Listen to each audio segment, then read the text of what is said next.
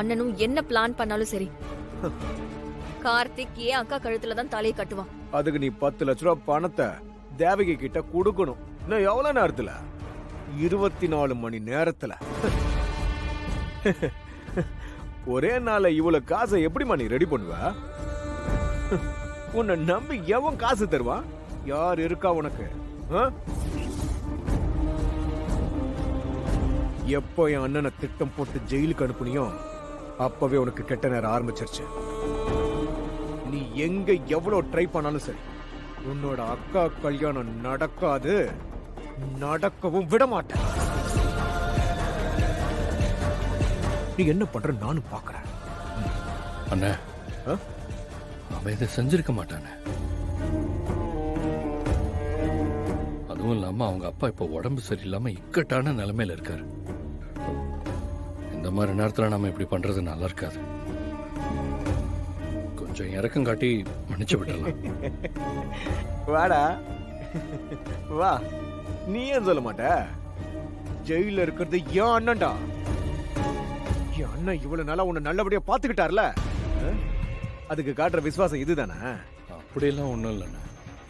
அவங்க அப்பா வயசானவர், உடம்பு சரியில்லாம இருக்காரு, அதனால அப்படி சொன்னேன். ஹே, அத பத்தில எனக்கு என்ன கவலை?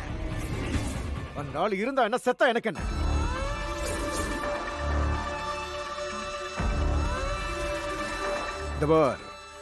இது வெறும் ஆரம்பம் மட்டும்தான்.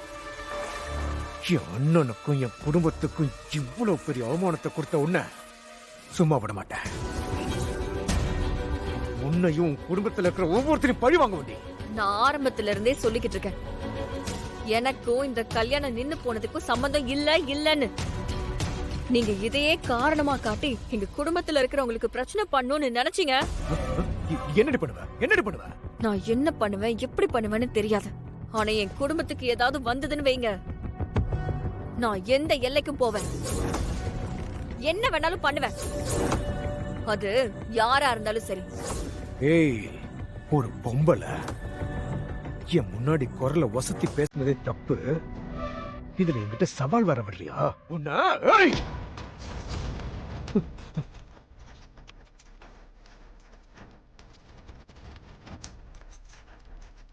ஏய், விடுறா, ஐயோ விடுறா,